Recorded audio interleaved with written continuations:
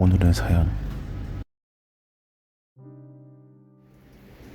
동생 바보. 나에게는 남동생이 있었다. 7살 어린 녀석이라 동생 바보라는 소리를 들을 정도로 귀여워했었다. 남동생도 나를 잘 따랐기에 근처에서도 유명한 사이좋은 형제였다. 중학교 수학여행 가던 날 아침, 남동생이 가지 말라며 울기 시작했다. 초등학교 때도 그랬기에 나는 곤란해하면서도 딱히 놀라진 않았다. 내가 없는 동안 멍멍이 마이클 잘 돌봐줘야 한다. 그 말을 남기고 나는 집을 나섰다.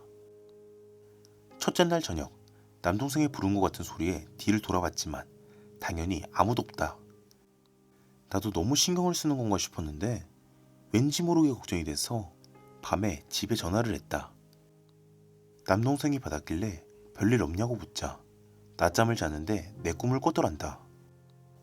형제는 텔레파시 같은 게 있다는 이야기는 종종 들었기에 그런 건가 싶어 조금 기뻤다. 이틀째 저녁 레크레이션으로 이런저런 건물을 찾아가고 있던 와중 나는 친구와 장난치다 도로에 뛰쳐나왔다. 건물 부지 아니라 차도 별로 없어서 꽤 방심하고 있었다. 클락son 소리에 놀라 뒤돌아보니 대형 트럭이 눈앞에 있었다. 큰일 났다 싶은 순간 몸이 냅다 밀쳐졌다. 나는 치였구나 싶어 눈을 꽉 감았다. 하지만 눈을 떠보니 간발의 차로 차도를 벗어나 있었다. 살짝 긁힌 정도 상처가 전부였다. 트럭 운전수 아저씨도 당황해 뛰쳐나왔다. 7번 했잖아. 엄청 혼이 났었다. 그날 밤 또 집에 전화를 하자 또 남동생이 받았다.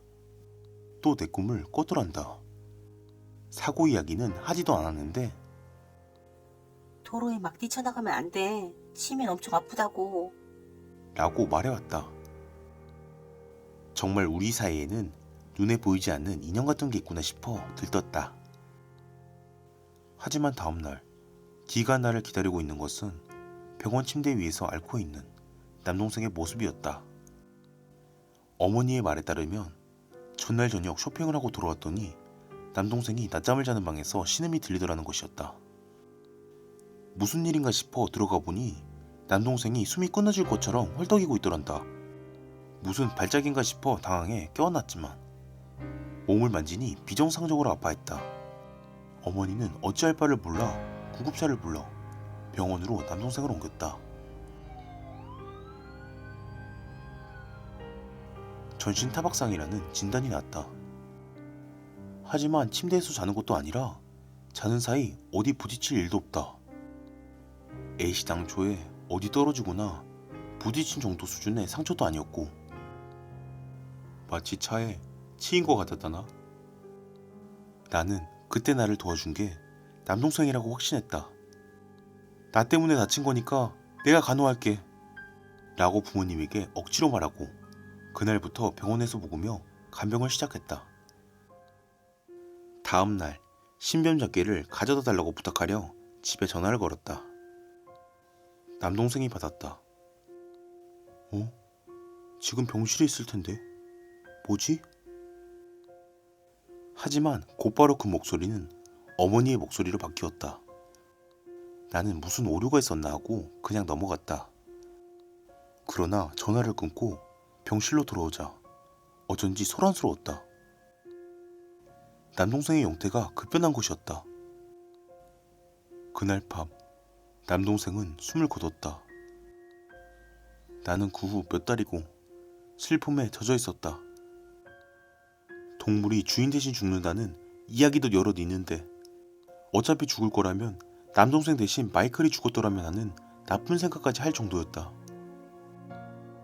고등학교에 들어가고 나는 집에 잘 들어가지 않게 되었다. 집에 들어가면 남동생을 떠올리게 되는 게 싫어서 밤마다 밖에서 놀고 다니기만 했다. 어느 날 여느 때처럼 놀며 돌아다니는데 집에서 전화가 왔다. 평상시에는 무시하기 마련이었지만 그때는 왠지 모르게 받아야 할 것 같았다. 그러자 들려온 곳은 남동생의 목소리였다.